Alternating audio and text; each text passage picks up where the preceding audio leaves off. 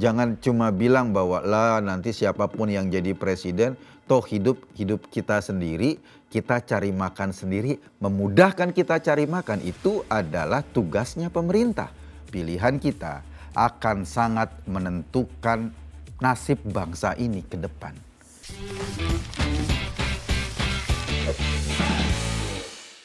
Hari ini dalam pemilu 2024 adalah masa tenang. Masa di mana kampanye pemilu berakhir dan kita semua diminta untuk sedikit merenungkan pilihan-pilihan kita atau pilihan yang mau kita ambil. Sebab apa? Sebab pilihan kita akan sangat menentukan nasib bangsa ini ke depan. Banyak orang yang nanya, kira-kira apa sih yang harus kita lakukan dalam masa tenang ini, pertimbangan-pertimbangan seperti apa yang harus kita ambil dalam menentukan pilihan. Gue sih cuma pingin ngasih gambaran sedikit. Bayangin kira-kira apa yang akan dilakukan oleh para capres dan cawapres itu kalau mereka nanti menduduki jabatan sebagai presiden maupun wakil presiden.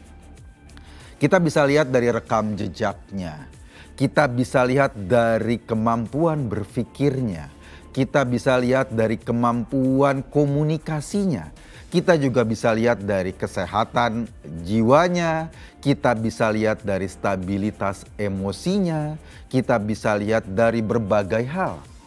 Karena itu semua, pada saat seseorang memegang jabatan akan sangat mempengaruhi kebijakan-kebijakan yang akan diambil. Dan kebijakan itu, apapun ceritanya, akan menentukan nasib bangsa ini ke depan. Termasuk nasib kita-kita semua. Nasib anak-anak kita, adik-adik kita, bahkan cucu-cucu kita. Kenapa? Gue ingin beri gambaran sedikit bahwa Indonesia pada saat ini mendapatkan berkah yang disebut dengan bonus demografi. Bonus demografi itu artinya penduduk yang usianya produktif, penduduk yang masih muda itu mendominasi atau sangat banyak sekali dibanding penduduk yang usianya tua. Sekarang ini waktunya bonus demografi. Kalau peta penduduknya seperti itu, kira-kira apa sih yang dibutuhkan bangsa ini ke depan? Pasti yang dibutuhkan adalah ruang-ruang di mana anak-anak muda ini bisa berekspresi, bisa mendapatkan pekerjaan yang layak, bisa mendapatkan apresiasi sesuai dengan prestasinya. Karena itu yang penting untuk dilihat sebagai calon-calon pilihan kita adalah siapa sih calon yang mampu membuka peluang lapangan pekerjaan. Semua orang bisa ngomong, wah saya akan buka sekian juta lapangan pekerjaan. Tetapi coba diteliti lagi, lapangan pekerjaan hanya bisa terbuka luas kalau investasi masuk. Investasi itu maksudnya orang-orang mau bangun usaha. Karena kalau dia buka perusahaan maka ada kebutuhan tenaga kerja. Investasi masuk syaratnya cuma satu. Izinnya mudah. Kepastian hukumnya jelas. Korupsinya dikurangi atau bahkan diberantas habis-habisan. Kalau korupsinya masih ada, akan berimbas orang-orang yang mau investasi di satu tempat belum apa-apa sudah dikorupsi untuk pengerja atau pengurusan izin, untuk langkah-langkah lain. Akibatnya orang jadi malas naruh duitnya membangun perusahaan di satu tempat itu. Nah, kita lacak siapa sih calon-calon pemimpin yang memang serius mau memberantas korupsi. Bukan cuma serius, tetapi rekam jejaknya memang orang-orang yang secara integritas bisa dipertanggungjawabkan. Kemampuan dan kemauan dia untuk memberantas korupsi. Yang kedua, penegakan hukum. Kita gimana mau investasi kalau hukumnya nggak pasti. Kadang-kadang ngomong A, kadang-kadang ngomong B, tergantung siapa yang nyogok paling gede. Ini bahaya. Siapa orang yang bisa menegakkan hukum? Tentu saja orang yang paling ngerti mekanisme perundang-undangan, yang paling ngerti bagaimana celah-celah itu dimanfaatkan oleh birokrasi, dan orang yang selama ini teriak paling kencang untuk hukum ditegakkan secara sempurna di Indonesia. Karena itu problem kita.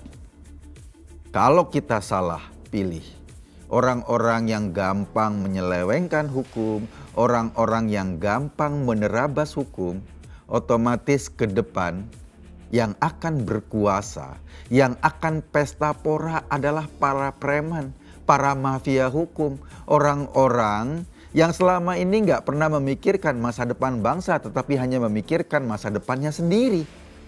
Itu satu hal yang sangat penting. Karena itu menurut saya, apapun pilihan kita, itu sebetulnya kita sedang menentukan nasib kita sendiri ke depan. Kita sedang menentukan nasib anak cucu kita sendiri ke depan. Kita sedang menentukan nasib bangsa ini ke depan.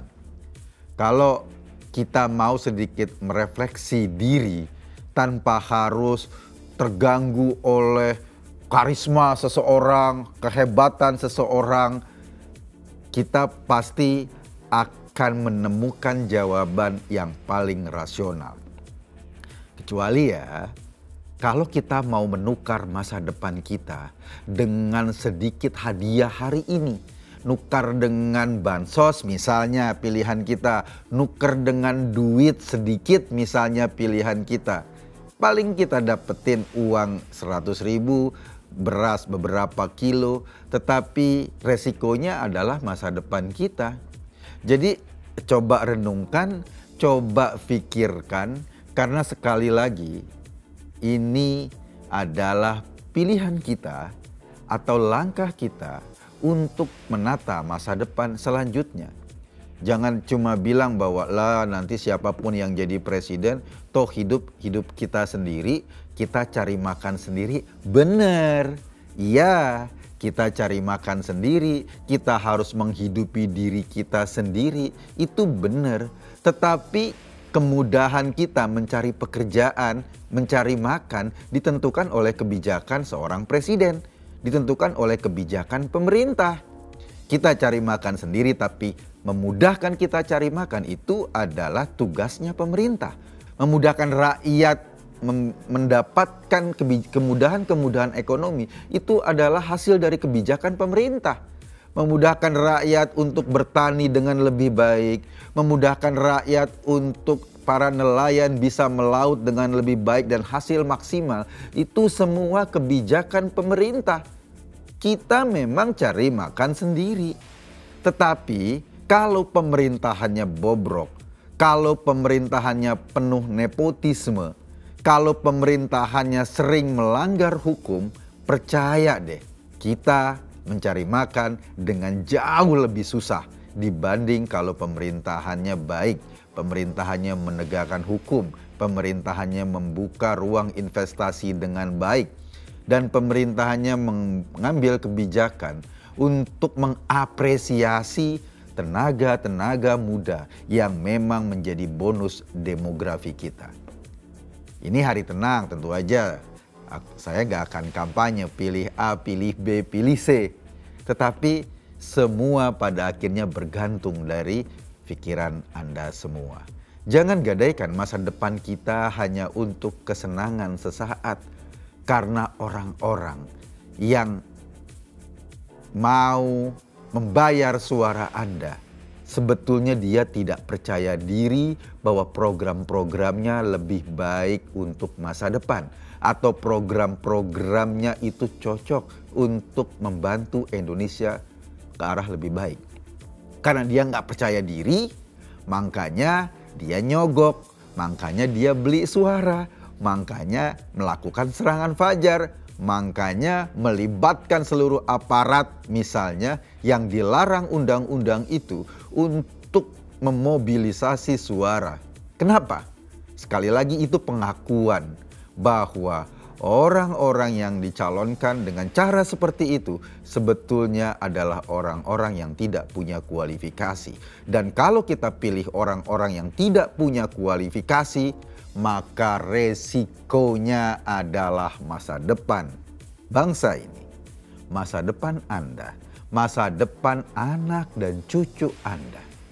Apakah dengan sekali langkah Anda mau ikut menyumbang kerusakan masa depan bagi anak cucu Anda, bagi keluarga Anda, bagi bangsa Anda, atau Anda mau ikut memperbaiki dengan memilih pemimpin yang tepat, memilih pemimpin yang benar, yang punya track record dan integritas yang bagus. Setidaknya kita tidak lagi diperhadapkan dengan kekuasaan yang semena-mena nanti. Kita tidak lagi diperhadapkan dengan kekuasaan yang hengki-pengki, yang tricky. Kita butuh pemimpin yang berintegritas demi masa depan kita. Kali ini pilpres yang memang menurut saya pilpres yang brutal dibanding pilpres lain setelah reformasi. Dulu sebelum reformasi, ketika Orde Baru berkuasa, pilpres ini mirip kayak sekarang. Semua aparat dikerahkan, suara-suara yang berbeda ditekan. Hanya partai atau hanya orang-orang di lingkaran kekuasaan saja yang bisa diberi jalan untuk dipilih. Itu pun dengan cara maksa. Kalau Anda punya pilihan berbeda, Anda akan diintimidasi. Nah, pilpres kali ini suasananya mirip dengan Orde Baru. Jangan sampai kita menjadi orang yang ikut membangkitkan ruh kesewenang-wenangan Orde Baru di masa sekarang. Sebab apapun pilihan kita akan dimintakan pertanggungjawaban oleh diri kita sendiri, oleh anak cucu kita, oleh orang-orang yang terdampak terhadap pilihan kita. Saya Kung Tadi, terima kasih.